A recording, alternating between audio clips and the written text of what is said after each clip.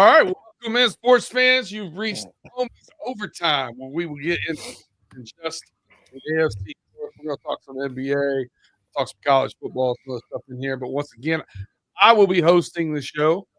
B Dirt, aka B Dirt, Brandon Harriet. I'm here with your boys Pay and Big G. What's going on, fellas?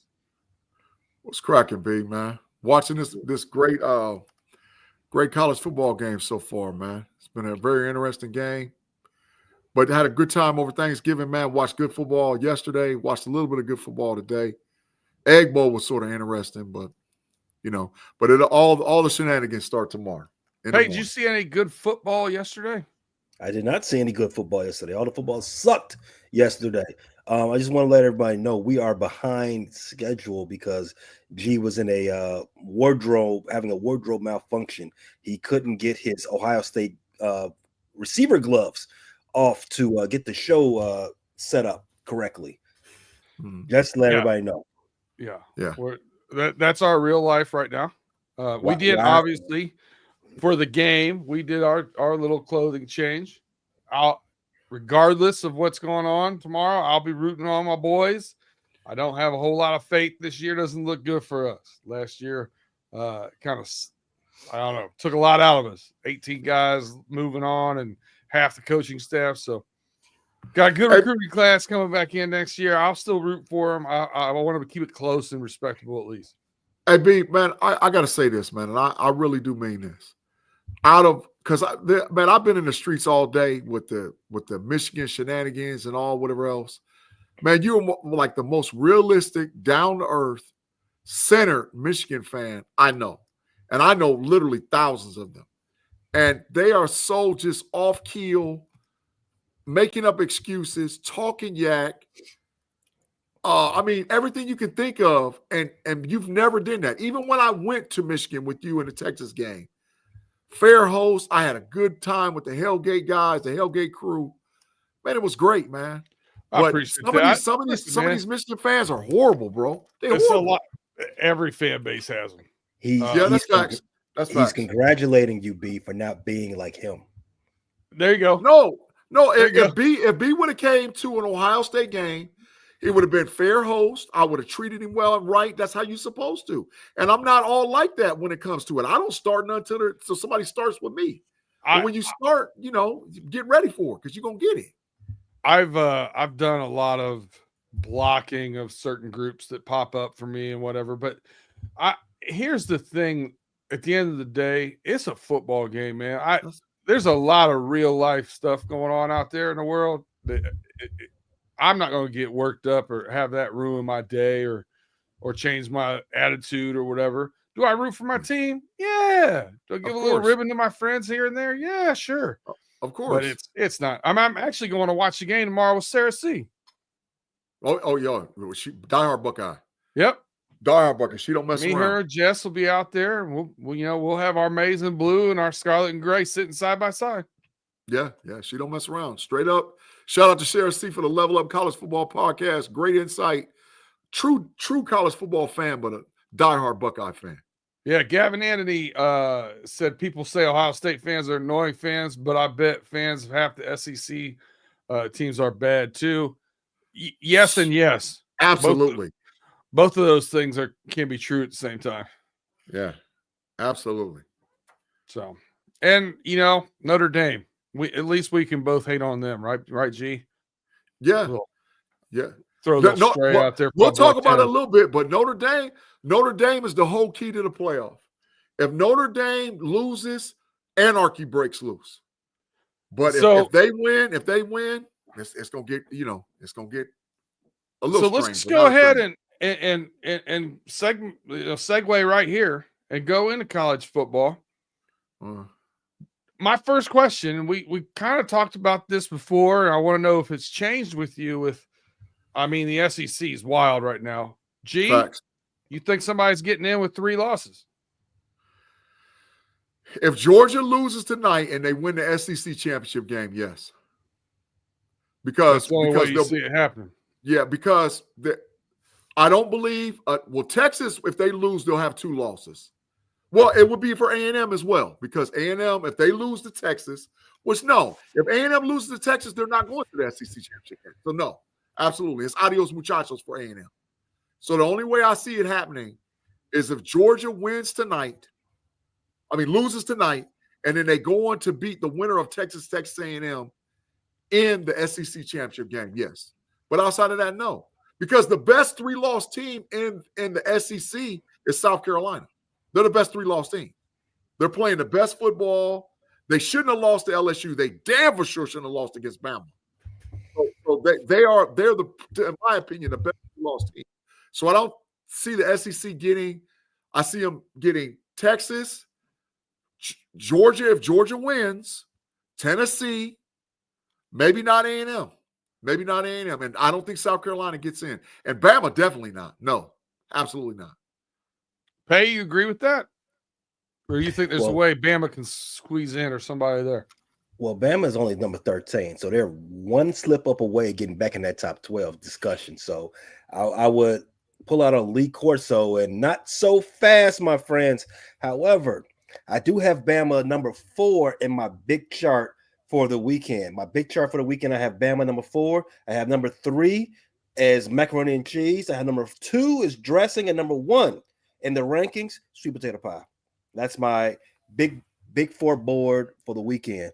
But other than my favorite Thanksgiving foods as it relates to football and combining those two together, Bama still has a shot. Like I said, they're number 13 outside in the college football polls. Therefore, like we've all agreed, they made this 12-team calamity or contraption for postseason bids just for the simple fact. I mean, so that we never had to see Bama, Notre Dame, and maybe Ohio State never miss a postseason ever again. Bama being number 13 on the strength of some great wins. A, they beat LSU. B, they beat Georgia. They're sitting right there. Georgia, what's the score of the Georgia Tech game? 17-0 Georgia Tech. In what quarter? Third quarter. Let's say Georgia Tech goes ahead and closes this out. Georgia Tech will have a win over Miami. They will have a win over Georgia. And they have a win over Florida State, but that's neither here nor there. Georgia Tech, I don't think they're at any risk of doing anything in the ACC. I think the ACC is basically Clemson, Miami, and SMU, right? So that's one side. That's one side of the coin there. As it relates to the SEC, Georgia loses this game, Alabama's back in play. Alabama's right back in play because Georgia cannot lose to an unranked team this late in the game. But if they win the SEC, they're automatically in. But will they be in a championship game losing this game? Absolutely. If they're already locked. Georgia's already a lock. They play the winner of Texas A&M because this is not an SEC game.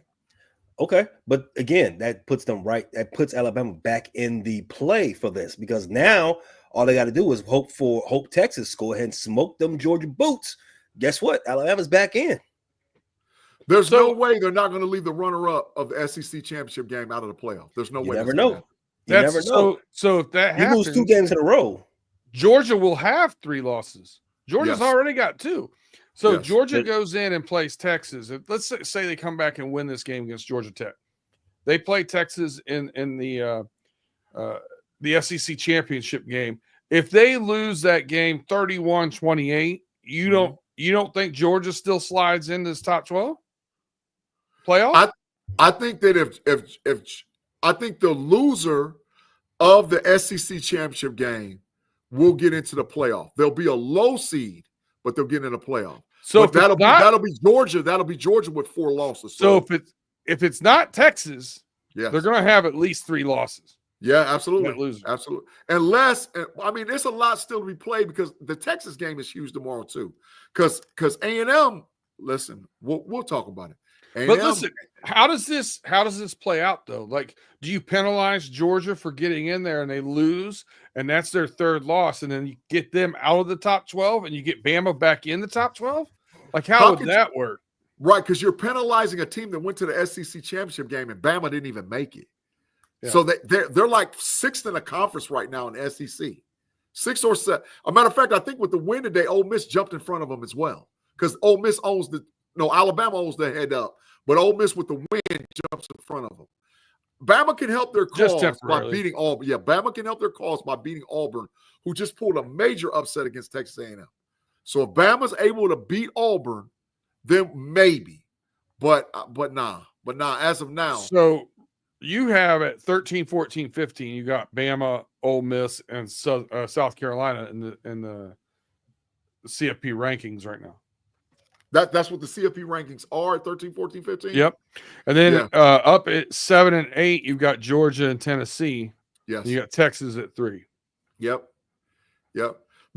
Any kind of way, I just believe that the SEC will try to get 4 in. How they justify the 4 teams in, who knows? Because it's a mystery. And it's actually a slap in the face to the ACC conference. Because SMU's playing probably some of the best football in all of college football. Miami had that one loss. Clemson lost to Georgia. Well, SMU's ninth right now. Correct. Clemson lost to Georgia, but if Clemson's able to smack South Carolina, that's their statement. So it's actually disrespectful to me to the ACC because the Big Ten. All 3 of those teams are in the top 12, though. Right, correct. But if South Carolina beats Clemson, there's your argument to get 4 SEC in. But if Clemson smacks South Carolina, that puts them in the mix. Because Clemson can say, okay, we lost to Georgia, yeah, but so what? We had a great end of the run. We ran the table from the last loss. We won out. We should have a chance to get in. So it's a lot to be said. But like I said, what throws a monkey wrench in it all, is if Notre Dame loses. If Notre Dame loses, now it's wide open, man. Anybody can get in. USC. Hey, I know they play USC at USC. Pay, what's the shenanigans you think that you look like? What's the biggest shenanigan you could see happening in this top 12? Just like you said, Georgia lose to Georgia Tech, Texas lose to Georgia, Ooh. Alabama destroys Auburn. Ooh. So now you have a confluence of issues going on in the SEC. You have a 2-loss Texas, a 3-loss Georgia, and a 3-loss Alabama, who beat Georgia. Facts. Sitting right there. That's the big that is the biggest headache that the committee could expect. However, in the Big Ten, there's still this issue. You still have Indiana, who has 1 loss, right? Mm-hmm. Yeah. Who's left on their schedule? You have Purdue. Yeah, Purdue. They're a lock. Worst team in the Big Ten. Yeah, they're a lock. Indiana beats Purdue. Ohio State squeaks by Michigan. Now, that would give Ohio State they would still be a 1-loss team. However, style points matter in college football. You go to the championship game. Oregon destroys OSU again. They didn't destroy them. They lost by 1, 32-31. They beat them twice in one season. Unprecedented for a college football season, right? Beat them again. Now you have the question like, okay, how good is Ohio State? I mean, they did beat Ohio for rankings purposes. They're in. They're in. And they'll host a playoff game. Let me set the table. I'm sorry, Pay. I can't mute him. I know. He's got the buttons. The table. You have one loss Ohio State, but they did lose. They did lose horribly to Oregon in the championship game. And they lost to them, which means it's twice lost to Oregon to the Big Ten championship. You have Indiana, 1 loss. Their only loss is to Ohio State. Close loss. Well, not a close loss, but not the worst loss you've ever seen, right? So now you have that going on the Big Ten. You have that going on the SEC. Put those two things together, you can see a lot of craziness coming for the committee. A lot of arguing. If Ohio State beats Michigan and loses to Oregon, Ohio State will be the 6th seed. The loser of the SEC championship game will be the 5 seed. That's how that'll work. And Penn State, the loser of the SEC championship game The loser of Ohio State, Michigan, and Notre Dame are the 4 host playoff teams, regardless of what happens, as long as Notre Dame don't lose. I do want to. And I don't want forget Mr. Notre Dame. Woodside. I want to make sure that we mention his comment over here. Make me laugh. You get your comment mentioned. Purdue. He said Rob Woodson could make that team at 55 years of age. That's facts. That is facts. That is total facts. Don't forget Notre Dame in all this. Yeah, but that's the host. The host of the playoff games. The host of the playoff games are the SEC runner-up, the Big Ten runner-up, Notre Dame if they win, and Penn State. That's your 5, 6, 7, and 8. There's your 4, 5, 6, 7, and 8. The 4, of course, are the conference winners, the highest ranked conference winners, and then the road teams will be mostly SEC teams. The SEC teams will have to travel north to play this year for the playoff. First round, at least. First round. So Indiana won't host the playoff. Only way Indiana gets a shot to host a playoff game is if Notre Dame loses. If Notre Dame loses, then there's a conversation that Indiana will host a playoff game in Bloomington. But if Notre Dame wins, Notre Dame hosts a playoff game. I don't think you should be able to host a playoff game if you don't have a stadium that holds over 50,000 people. I mean, it's the playoff. Who's left on Notre Dame's schedule? USC. USC. Those disappointing Trojans. Trojans have been letting me down my whole life. Hey-o. That's a no Diddy, no doubt, man. No, that ain't no Diddy. Nah, that's not a no Diddy. That's not. It's borderline. It's borderline.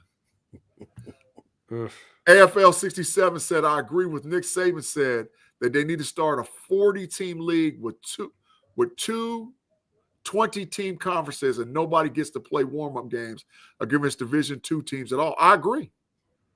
I that's where we're going. We're going to super conferences. Ultimately, I think the Pac-12 is trying to have something to say about it because they're trying to re-up and get a bunch of teams back in because you have certain things they're trying to say about it. But I think what's going to happen after this year is that the Big Ten and the SEC is going to start picking off teams. The Big Ten and the SEC are going to pick off teams out of the SEC and out of the Big 12. I look for that to happen. I wasn't real sure where I stood with this, but I'm going to tell you right now, I am thankful for this 12-team playoff now. That's one of the things I'm thankful in sports. So that's a good segue to this. Pay, give me one thing in your sports world that you're thankful for in this Black Friday edition of the Homies Overtime. I've got a top 5 list. OLI. Oh, wow. OLI. Things I'm thankful for this Thanksgiving holiday weekend. OLI. Number 5, Amazon football on Black Friday. Listen, I didn't think it was going to be much of a difference, but hey, look, you're trying to power through some indigestion and power through some liquor. Like that football comes in handy when you lay down on the couch trying to get through it all. So thankful for that. That's my OLI. Number 5, thing I'm thankful for. I'm thankful for football in totality. I don't care if the games are trash. I don't care if the games are great. I'm just thankful that football is there to console me and just, rub my shoulders, rub my temple while I'm eating a bunch of food that I probably should not be eating. Number 4, I'm thankful for Uncle Nearest whiskey. I'm thankful for tequila. These things are the greatest things in the world where you don't have to get up and work the next day. Awesome, right? B, you see me. You see me. Yep. Number 3, I am thankful for sweet potato pie. The gift that keeps on giving, right? Who can be mad at sweet potato pie? It's the greatest thing you can ever wear. And the best thing about it, sweet potato can be made into a whole other thing. You got candy yams, you got sweet potato pone. It's just the best thing in the world, right? Number 2, jerk turkey. Oh my God. Turkey is probably the worst thing at a traditional Thanksgiving dinner, but if you jerk it, no diddy. Oh, But if you jerk it, no diddy. it is. It's like No Goku, diddy. but then Goku No is diddy. Super Saiyan. You got to chill. it goes to another level, right? Number one thing I'm thankful for this Thanksgiving holiday, Eberflus getting fired. So I've been saying this for the longest, and G's still late to the bus. He's late to the bus on this. Eberflus is holding that team back.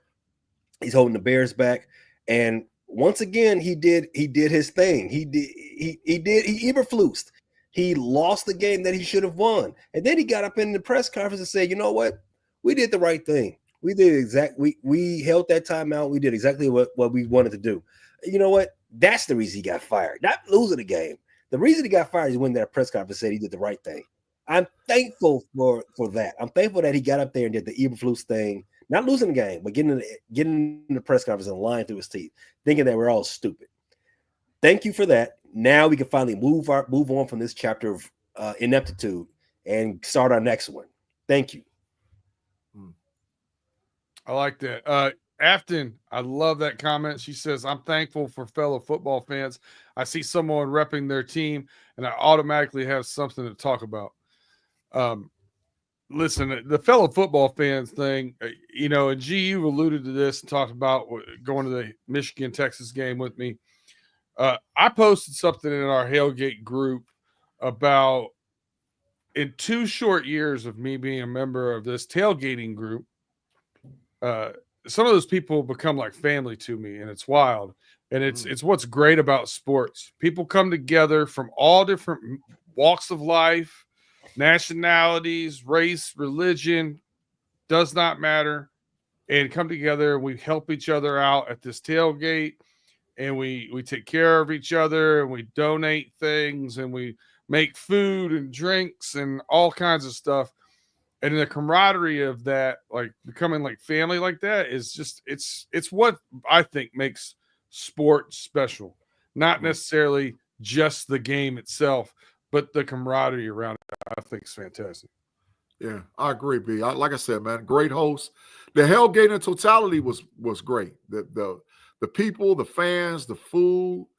I got into conversations with people I never met before, and they like B openly told him, he was like, G's a Buckeye fan.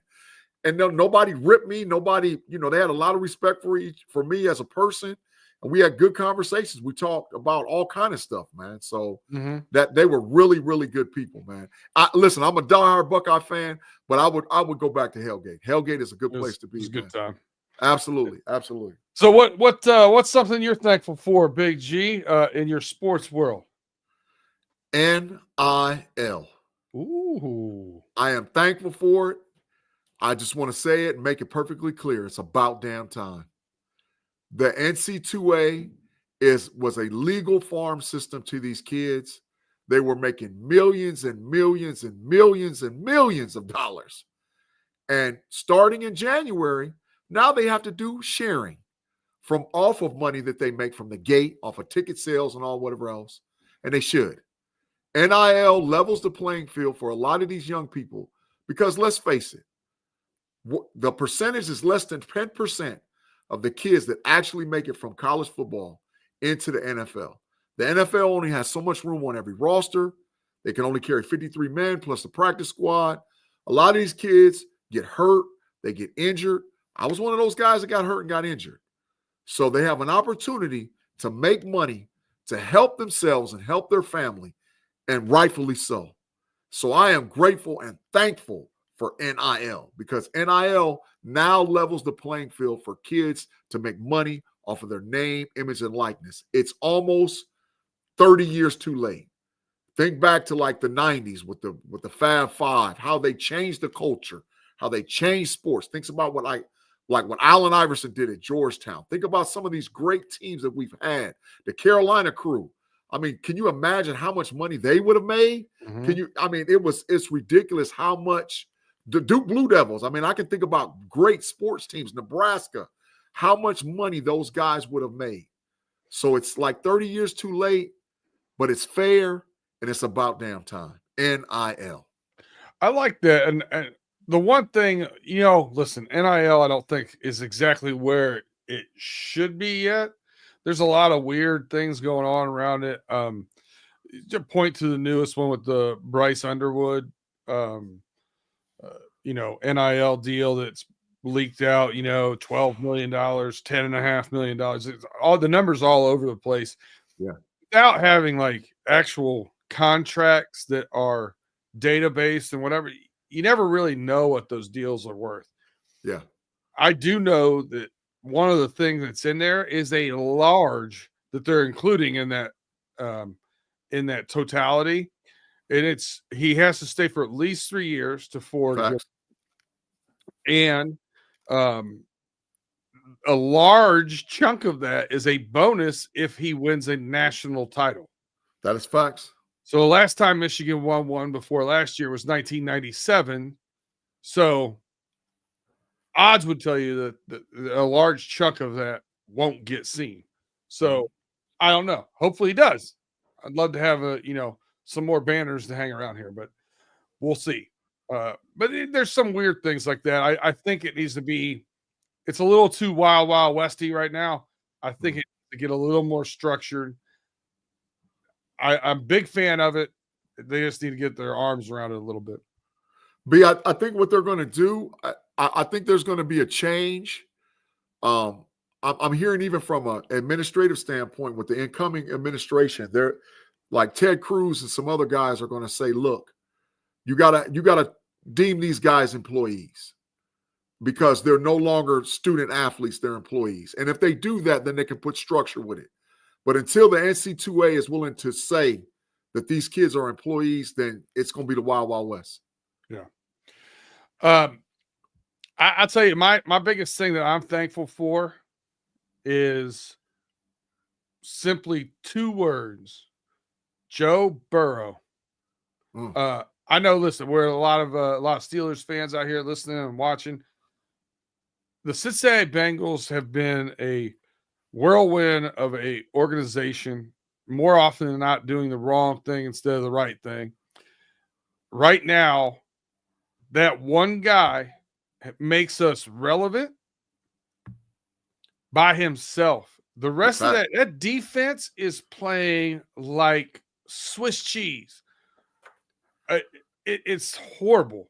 And you look at what that guy can do just willing you there. My hope is, and they've tried to make some offseason moves and stuff, just hasn't panned out. So I'm not saying there isn't effort there. They have done upgrades to facilities and stuff like that.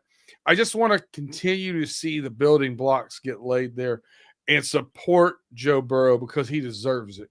Because he's the best player outside of Anthony Munoz to ever put on those straps. I ride with that. Ted Cruz. I ride with it. I heard Ted Cruz and I started getting the BGs. Hey, that's what he's talking about. It could be Uncle Nearest too. Yeah. Uncle Nearest never does me wrong. No. And by the way, for those of you who don't know about Uncle Nearest whiskey, do yourself a favor, Google Uncle Nearest. The more so than just how good that juice is, which it is good stuff. The story of Uncle Nearest is fascinating.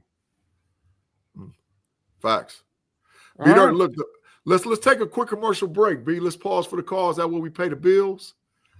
All right. So if you guys are watching us live on YouTube, we're gonna pause for the calls, take a quick commercial break. If you're listening to us wherever you get your audio podcast, Google, Spotify, Apple, wherever you listen to the Homies Overtime.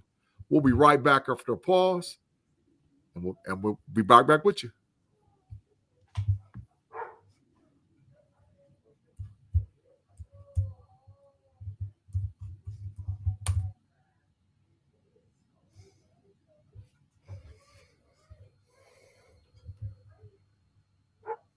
All right, welcome back. Pay, I got to know, of those foods that you talked about, which one is your favorite leftover? So the following day or two that you like to eat. What's the best go-to, either cold, reheat? What do you do? Do you have like a recipe that you do? Like, I know some people will make everything into a burrito or something like that. What do you got going on? That's a good one. Making it to a burrito. Wow, I need to try that. Man, that's a good question. Sweet potato pie, you can never go wrong with that. Mac and cheese, oh, you can never go wrong with that either. I mean, that's a top 3 food in general, no matter the holiday, no matter the day. but dressing, I only get to eat that twice a year. I mean, I don't know how to make it, and no one sells it, and you just gotta wait around for Christmas and whatever to get that. I love it so much. Which one do I go for first on a leftover? It's got to be dressing because it's so rare. It's got to be that. I gotta have it. I mean, that's 80%. That's a good 60% of my plate on Thanksgiving. Dressing. I get a little bit. I get a little bit of turkey. I get a good portion of macaroni and cheese. I got another plate for the pie, but majority of the plate has got to be dressing. So we got a place here, Mad Mex in Pittsburgh, local chain that does Gobblerito. So it's all the things from your cranberry, your stuffing, your turkey, all that stuff rolled into a burrito and then covered in gravy. Yeah. Oh, wow. Yeah. Ooh, itis. the itis burrito. Hey, listen, this is what my wife does. My wife takes some of the leftover portion and she makes egg rolls, fried egg rolls, and she puts it in egg rolls, and she puts in one, she puts straight up, she puts macaroni and cheese and candy yams in one. Another one she'll put greens and turkey in another one. Another one she'll put dressing and like maybe cranberry, this, that, and this, and fry them in egg rolls and give it to us. Oh my God. Every bite is beautiful, man. I'm with you, Pay. I'm all in on the dressing for the leftovers, the best one, because A, it's the only time of year I get it. B, and I think we talked about this on Wednesday on our podcast when we did the Pump Your Brakes and Run It Through the Jungle mashup. But I made traditional. I made Italian dressing, so I did it with Italian sausage and basil and stuff. And then I did a Cajun with andouille sausage, shrimp, and crawfish and cornbread. Beautiful. So multiple different stuffings. Now I like it too because you can just throw it in the microwave 30 seconds. Like mac and cheese, I'm a little picky on how I heat it back up. I got a little process, so I end up it's like making a meal again. So you can just microwave it, or you can make like patties out of it, almost like a crab cake shape, and then pan fry that bad boy, get a little crust on it. Oh, yeah. So that's beautiful. I'm with you there, B. I like to get my macaroni and cheese a little, crusty, get it a little bit more the crust on the top of it again, because if you burn edges, Pay. Right, burn edges, you want those burnt ends, right? Because that's the best part of it. So if you reheat it in the microwave, it gets all soggy. So I like to reheat it a particular way. And this is another thing I like to do. So Publix has this special edition cheese that I love. Ghost pepper cheese. I am a fiend for heat. They have this ghost pepper cheese. It comes in slices. You get it in block or whatever.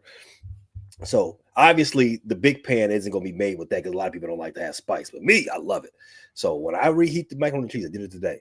And we get that block, chop me off a couple more into there, put it back in the oven, sit there and watch it. And it's perfect. Now I'm in heaven.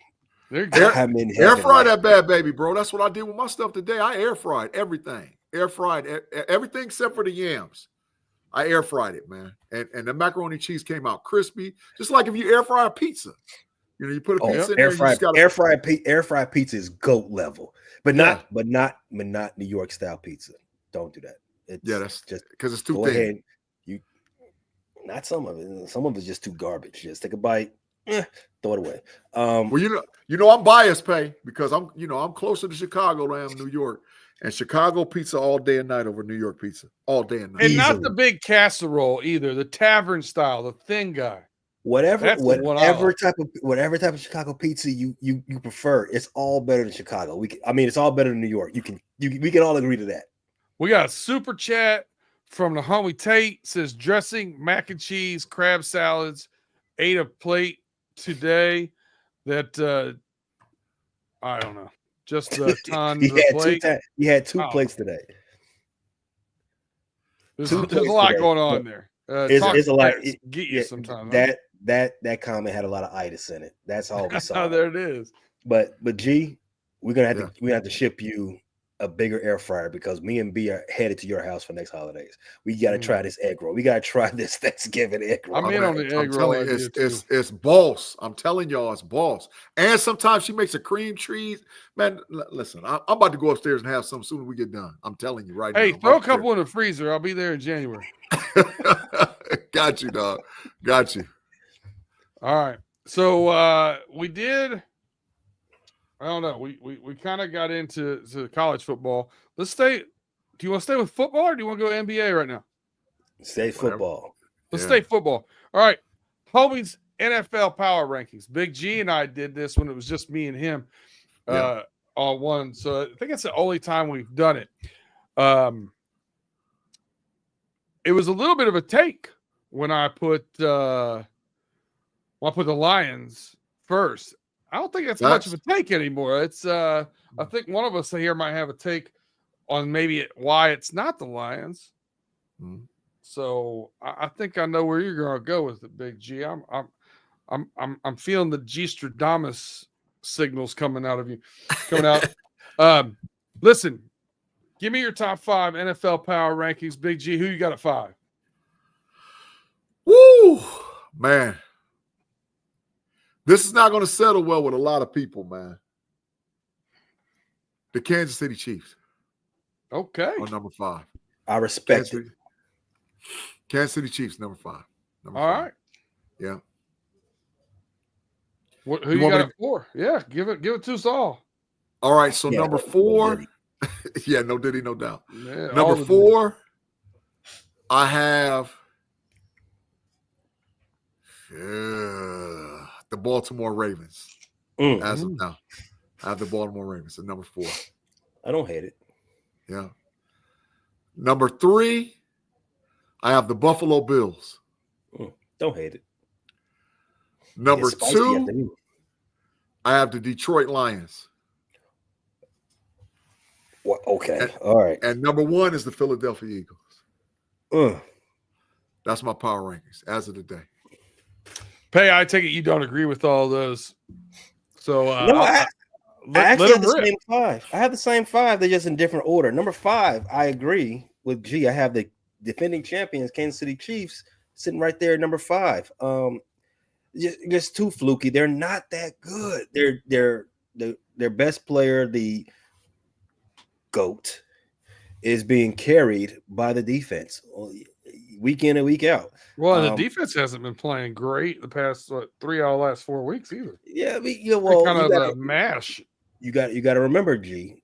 I mean, you got to remember, B. The defense isn't just 11 players. You got to add in all the stripe guys too. So that's big. That's big. Matter of fact, that's full facts. That ain't just big facts. That's full facts. When you factor that in, the defense is pretty elite. Number 4, I'm actually going to pull the Philadelphia Eagles to number 4. The reason being, yes, they do have an MVP candidate, a legit MVP candidate. The first time you've had a legit running back as an MVP candidate in over a decade. Saquon Barkley is out there killing. You take him off the team, they are coasting off easy dubs. The Cowboys, easy. Giants, easy. The only opposition they have in that division is the Commanders, and they beat them easily because they've come back to the pack. Jane Daniels and the rest of them have been figured out. Other than that, I just think the Eagles, for this conversation, their resume is a little bit more lighter than the other 3 teams I have ahead of them. Number 3, Baltimore Ravens. Obviously, another MVP candidate in Lamar Jackson. He's won that award twice already. They've got some big wins. They've beaten the Chargers this past week, who was riding high. They've also got Derrick Henry, who's another MVP candidate, who's also on pace to possibly challenge that NFL rushing record that's been standing for a long time. Zay Flowers, Rashad Bateman, Mark Andrews, they are very lethal pass catchers for Lamar Jackson. If they mess around, they're only a half game behind the Steelers for the division lead. They mess around and win the division, you have to instantly put them into the conversation of being the best team in the league for that very purpose. Number 2, Buffalo Bills. They finally beat the boogeyman. They finally beat Patrick Mahomes and the Chiefs, gave them their first win, gave them their first loss of the season. For that reason alone, I'm putting them in number 2. Obviously, Josh Allen's having an MVP season. He's doing his thing with stripped down of all the weapons he's had over the years. There was a conversation that, well, Josh Allen didn't start getting good until Stephon Diggs showed up. Well, Stephon Diggs is gone, and he's still putting up numbers. He's still doing things. They're even not even as pass reliant as they have been. They're more of a run focused team now, and they're still beating teams inside the head. And they've already won a division. Don't even think about it. They may not have mathematically clinched, but it's trust over. me, that division is over. Yeah, well, Miami lost last night. That was adios muchachos. The division's theirs. Muchachos. I've said it. I don't remember what episode I said it, but I said it weeks ago. By Thanksgiving, that division's cooked up. That division's locked up. And number 1, you did say that. That's facts. Obviously, the team I haven't mentioned yet, team that won yesterday in dramatic fashion, the 10-1 Detroit 11-1 Detroit Lions. They continue to steamroll. I think they're on a 8-game winning streak so far. Should have lost yesterday, but we ain't gonna get into that. They just been cooking.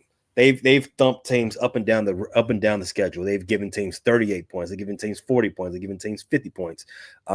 Jared Goff flirted with an MVP ballot himself for a good portion of October, where he was barely incomplete in pass. I think at one point in the season he had more touchdowns than he had incompletions while playing at home in the season.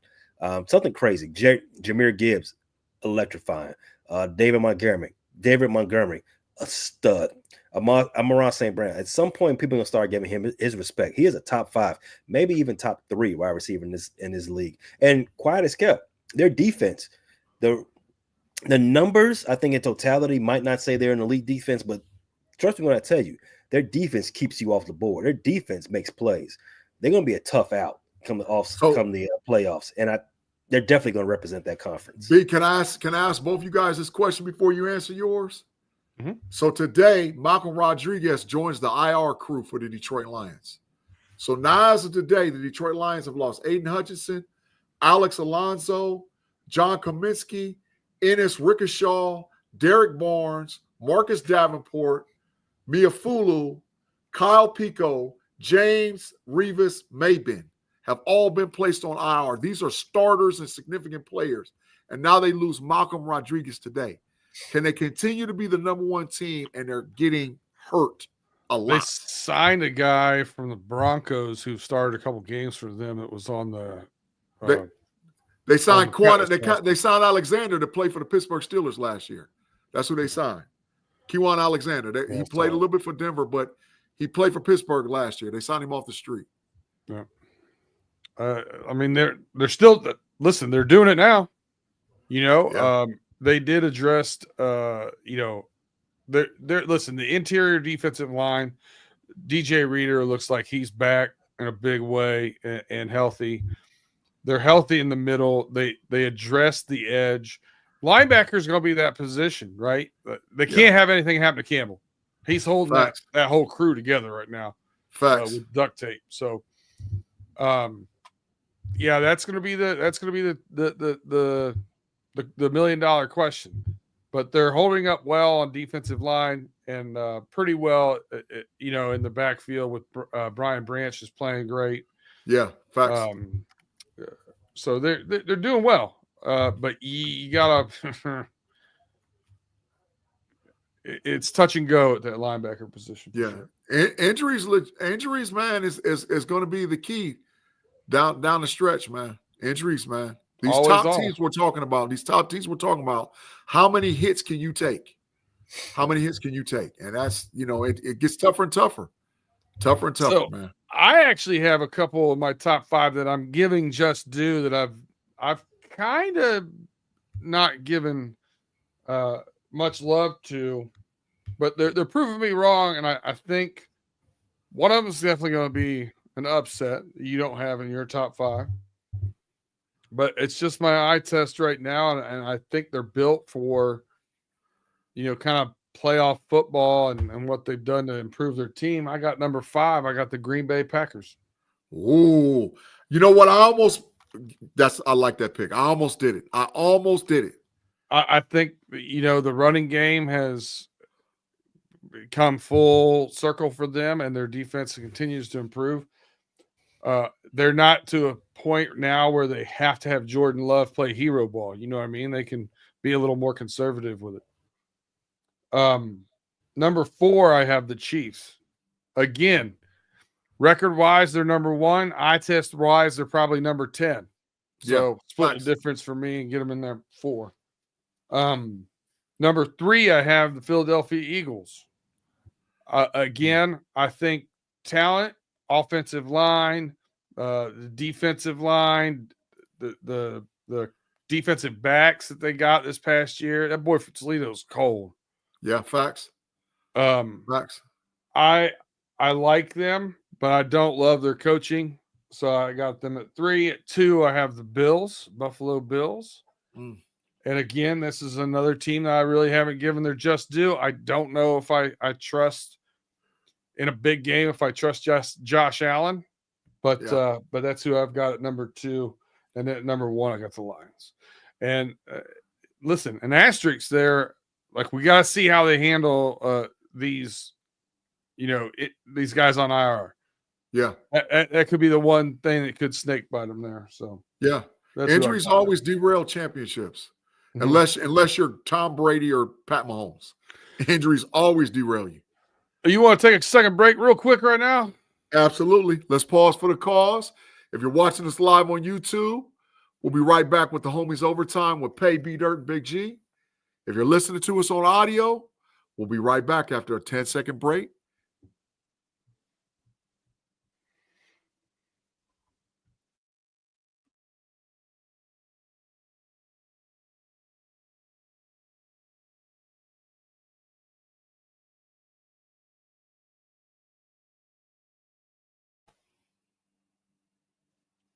All right, welcome back to the Homies Overtime. Once again, it's the boys here, B Dirt, Big G, and Pay.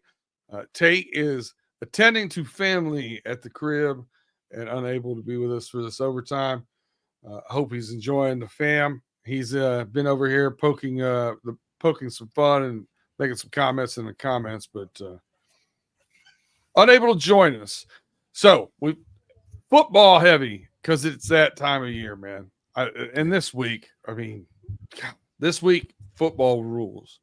But we do have some interesting things going on in the NBA right now. So I proposed doing the NBA power rankings. Oh. I'm a little early for them. There's some young teams that are up and coming that look really good, but do you trust them to put them in your power ranking, or are you going to go back with the old hat that was in the playoffs last year? What are we looking at? Pay, you want to lead us off with this one? You got top 5 power rankings for the NBA? Yeah, easily. So the way I look at it is you already set it up. It's early. We're not even definitely not a quarter through the season, but we've made it to the point of the season where you get the IST, the in-season tournament going. Teams have played about close to 20 games so far, so you got a good feel about who's good, who's not, and who's rocking out so far. So with that being said, I've got my top 5 power rankings for the NBA. Number 5, I'm going to start with a crazy one. Oh, Georgia takes up 20-6 now in the 4th. Ooh. Gee, yes, I know you got to calm down. Yes, G. Keep the table down. Yes, sir. All right. So in the NBA, top 5, I have the number 5. I got the Houston Rockets. Houston Rockets were not a playoff team last year, but they're playing a lot better, and a lot of people fun to watch too. Yes, they were pretty fun to watch towards the end of the last season. They have the former Boston Celtics head coach that was fired for cheating on blanking on her name now. Anyway, they had the former Boston Celtics head coach who took them to the finals a couple of years ago. So they're well coached. They've got a lot of young talent. They tanked a couple of years, and now it's starting the fruits of their labor are starting to show up. Number 4 on my big board power ranking so far early this season. Surprise entry. Oklahoma City Thunder. At 4? At 4. OKC Thunder. They're doing what you expect them to do. They did have a little bit of injury. They're Chet Holmgren again down. Their only rim protector. He's down. He hurt his hip after falling hard a couple of weeks back. So he's going to be down for a few more weeks, if not longer. But the reason why they're there at 4 is because they're doing what we expect. We expect Shea and Jalen, an MVP candidate and a very, very good Robin, to have a good team, right? And they've been good. They're 14-4 in the season. So they're doing what they expected to do. On the opposite end of the spectrum, as you recall, if you've been watching us for a little while, there was the Shea versus Luka thing. Luka, once again, has his team not in playoff contention right now. They're already treading water, barely over 500, as a Luka team usually does. And Joker, he doesn't have those supporting pieces anymore. His team is also treading water. So just shout out to Shea for holding business down as a preeminent player out there in the West. Number 3, the reason why this is where it's going to get hazy. The reason why I have this team at number 3 because they lost their best player for a month, and they're still putting up wins. The Orlando Magic. Facts. Orlando Magic are here to be reckoned with, even though they don't have Paolo Banchero, who's a force, who's coming on into his own. I think this is his 4th season in the NBA. He's supposed to miss a good portion of the season. I don't expect him back before Christmas, but they are still holding things down in the East. Still one of those bullies out there. Number 2, Boston Celtics. Tate had said they're the best team in the best team in the NBA as of right now after his Cavs dropped to the Atlanta Hawks. There's a good argument to make them. A, they're the defending championship. They're the defending champions. B, they beat the Cavaliers head up. And C, they ain't lose to the Hawks twice back to back. So I mean, if you wanted to flip flop my 1 and 2, I wouldn't argue with you. But obviously, number 1, my Cleveland Cavaliers. They're 17-3. They've lost. You said my. Hold on. Pause. You said my Cavs. No. You was a Bulls fan. Come on now. You're not a Cavs fan. No, I'm not a Cavs fan. That was a slip of the tongue. I think I can't even explain why I used my there, but no, they're not my Cavs. The only one person on this show who has switched their NBA fandom is you, Big G. That's facts. After 44 years with the New York Knicks, I couldn't take it no more. I couldn't take it. No, you're going to continue to. No, you're going to continue to take it. You're not a Cavs fan. You're a Knicks fan. Knicks OLI, but the Cavs, they're still number 1 because they've only lost to 2 teams all season, and that's the reason why they're there. They are the highest scoring team in the league at 122 a game. They have the best differential. Well, they have the second best differential in the league at almost 10 a game. The only team that's better than them is the Boston Celtics. They're a force to be reckoned with. I think it was bound to happen if they was going to lose a couple of games. Obviously, you start the season 15-0. But G, since this is your team, can you answer me this? Riddle me this. How many teams before the Cavs have started the season 15-0? 3. That's very good. All 3 of those teams, where did they end their season? The chip. That's correct. So the reason why I got the Cavaliers at the number 1 is because history says they will be in the finals. Yeah, that's facts. B, you want me to hit up my top 5? Go for it. The Orlando Magic, very good observation, is the number 5 best basketball team in the NBA. And when they get Pablo Banchero back, look out. They are going to be a hard team to beat once that goes down. I like Orlando. I like their guard play. I like their camaraderie as a team and an organization. I like the Orlando Magic, man. They have good coaching across the board. I like Orlando. The number 4 team is the young Houston Rockets. The Houston Rockets is the real deal, man. Like those youngsters, I said it on a couple of shows. I don't remember what platform I was on, but I said that Houston can easily score 125 points on you without blinking. That is a lot of points in the modern day NBA. 125 to 130, and they're saying, okay, you're going to run with us the whole game. They have an outstanding nucleus, young nucleus, and a bunch of shooters. But I like Van Vliet running the point for them, man. I like what he does. He settles those youngsters down, and he puts them in right position to win. So I got Houston. Number 3, the Oklahoma City Thunder. I think if they wouldn't have lost Chet, I would have had OKC in my top 2. And I'm definitely saying it this year. Maybe I might have been a little early last year. Shea over Luka. Shea's game, I've watched Shea play 3 times this year. Shea has transformed his game. The one thing where he suffered last year was his inability on, like, when they would get a turnover or on a rebound, and he would pull up from 3. He would dribble, try to create, go to the basket. Now they're getting it, throwing it on the wing. Shea's taking 2 dribbles, maybe 3, and pulling up. And it don't even matter. And it's bucket city every time. So Shea out there playing, man. My number 2 best team is the Boston Celtics. They're the champion. They're healthy. They've already beat the Cavs head up. But I think in a 7-game series, if they had to go at it, I think right now, based on the depth of the Cleveland Cavaliers, when healthy, would give Boston more than they can handle.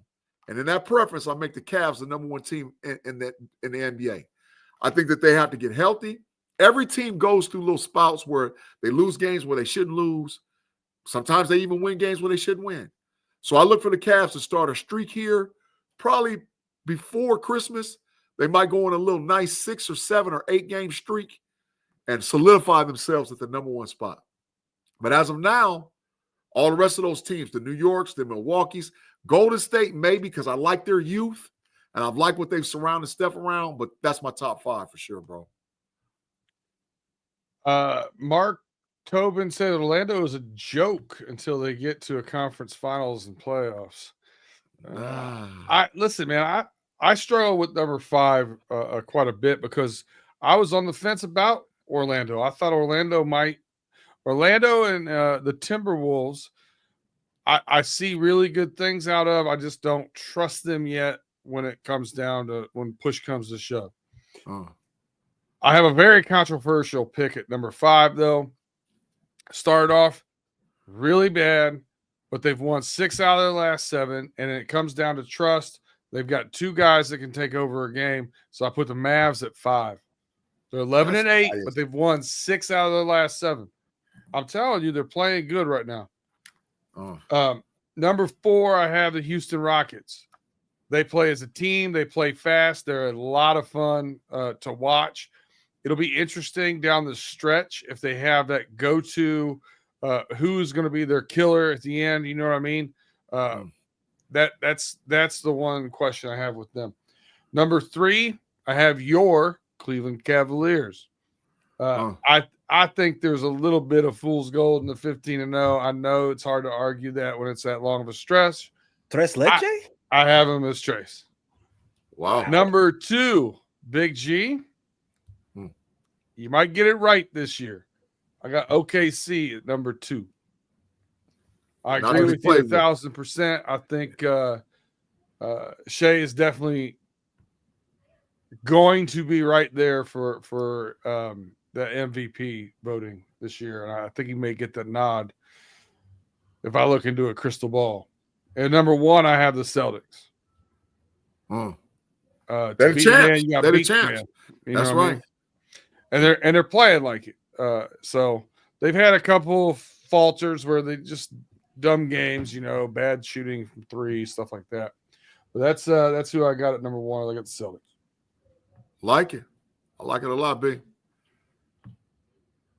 Mark Turbin said that's like saying Sacramento going to win the West. Come Well, on, I man. mean, if the bookies and the mobsters had deemed it so, they would have done it already. Yeah. They'd have a chip. Quietly. Maybe. They'd have a Oh. chip. All right, Pay, you got anything to say with your chest? We ain't done that in a long time, man. Ooh, do I want to say something with my chest? Wow. This is off the dome. With my chest. Matt Eberflus, 5-19 and 1-score games in his 2.5 seasons as the Bears head coach. 4-23 in situations in which he had an opportunity to win the game in walk-off fashion. This is by far the worst coach in Bears franchise history, and possibly the worst coach in NFL history. Ooh. There's no way that a man had so much and achieved so little that he should have even made it to the 3rd year of his contract. There's no reason to believe that the Bears aren't a better team by simply extracting that cancer from their locker room. I have to believe that the improvement that you've seen out of the offense after you got rid of Shane Waldron is a direct result as getting rid of everybody hired by Eberflus. Eberflus had the worst clutch gene in NFL history. And now the Bears are a better organization for it. I like that one. I like that one a lot. Big G, I know you got a burner for us. Yeah. Let's hear it. Well, first of all, man, I want to thank everybody in the live chat for joining us on the Overtime Podcast. You guys, without you guys, there would be no us. So we want to definitely say happy holidays, happy Thanksgiving. Enjoy your family and football. And for all you guys that's watched this for the first time, there's the Know It Alls Podcast. We're on Sundays live at 6. We are diligently working to get to 1K subs. So all you have to do literally right now is take a picture of the QR code and hit subscribe. It's that simple. And if you take a picture, share with a friend, tell a friend about the Know It Alls Podcast. We've gained traction. We're starting to pick up subscribers, but we're working diligently to get to the 1K. So we appreciate that. Now, for the burner. Let me start this off by saying, I believe wholeheartedly that Travis Hunter did enough today to win the Heisman Trophy. I believe it wholeheartedly. 3 touchdown passes, 1 interception. He's a very, very, very good football player. But I would not be shocked if the Heisman Trophy flips based on the games that's played tomorrow and next Saturday. And I wouldn't be shocked if a Big Ten quarterback wins that Heisman Trophy. I wouldn't be shocked. I wouldn't be shocked if it's Gabriel out of Oregon, and I wouldn't be shocked, and this is my dark horse, Will Howard to win it. Big game against Michigan, 300 yards, 3 touchdowns. Big game against Oregon, 300 yards, 3 touchdowns. Hey, maybe. I wouldn't be shocked, but I wouldn't be shocked either if Gabriel wins the Heisman Trophy, because I think, like I said, I'm prefacing, Travis Hunter has done enough to win the Heisman Trophy. Ashton Genty's not going to get it. Cam Ward's not going to get it.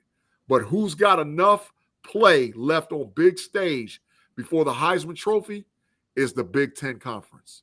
So I wouldn't be shocked if those 2 guys play themselves into the conversation. That's my burner this week. That was hot. Yeah, that's very hot. Ashton Genty has plus 2,500 odds to win the Heisman. Dalen Gabriel, 30,000? Yep. Plus 30,000? Yep. But Heisman's are won in the last 2 weeks, bro. Heisman's are won in the last 2 weeks. I think it should be Genty, but I don't think he's going to get it. Yeah, I wouldn't. I'm just telling you, way. big time players make big time plays. Can you even get numbers on Howard? Is he even on the list? No, he's not on the list. Okay. Travis Hunter is a minus 10,000 favorite for Heisman. He deserves to win it, but I'm just telling you, there's not enough left. There's not enough left, and it's the Deion factor. Oh my God, So 7 minutes left, 20-13. Georgia Tech just broke a big time play and moved down what's inside the 20-yard line against Georgia. If they score here, ladies and gentlemen, it's adios muchachos for the Bulldogs. Okay. For our friends in the chat here, I pivoted what I was gonna do. I had a do you dirty all lined up. I'm pivoting off of this one because of some stuff that happened in the chat in this first in our regular homies. I'm not saying that Bo Nix is having a bad year. I think he's having a very good year. I think decent year. I think he's having a good year, especially when you look at the value and you look at people thought he was overpicked. People thought, this, that, and the other. I think he's turned out to be kind of this is the best that you could have actually thought you were going to get when you got him, I think. I mean, he's got 16 touchdowns, 6 interceptions. He's rushed for 300 yards and 4 more touchdowns. So I listen, a good year. But to say he's hands down the rookie of the year, come on now. He's got less yards than Caleb Williams. Caleb Williams has 14 interceptions, or 14 touchdowns and 5 interceptions. Beat Ert. Touchdown, Georgia Tech. Adios, muchachos, Bulldogs. Adios. Go ahead, bro. 86.2 passer rating to Bo Nix, 89.9. So Caleb Williams is very comparable season right now to Bo Nix. We'll have to see how they finish, right? Mr. Woodside, this would be Biggie, Bronco, Richard, and a couple other guys in the first show. Jaden Daniels has, let's see, 70 more passing yards, 12 touchdowns, 5 interceptions, 256 more rushing yards, and 5 touchdowns. Almost 2 full yards per play more than Bo Nix, and has 97.6 passer rating. It was even said that Bo Nix is having a comparable or better numbers than CJ Stroud did last year. That's where I got to tell you, put the brakes on. We're done with that conversation. CJ Stroud had over 4,100 passing yards. The only reason why he didn't break the rookie record is because he missed a game with a concussion. He had 23 touchdowns and 5 interceptions and 100.8 passer rating. He averaged 256 yards per game in passing. Bo Nix right now is averaging 212.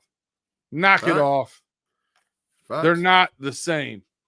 I think there was a lot of bias over there, Beater. I think there was some bias over there. Well, sometimes you gotta get it checked. Yeah, that's right. Yeah, but we appreciate all you guys rocking with us. Whether your comments are great or rather they're way off kilter, we appreciate you guys making comments over there in the section. It helps us. You're part of the show, whether you know it or not. And we love you guys tuning in. Make sure you hit that thumbs up, that bell, hit that like, that subscribe, and share us. 5-star reviews, always helpful. Share us. Tell a friend about us. I'm done. Big G, you're done. You've already burnt the place to the ground. Pay, what you got to say to take us home?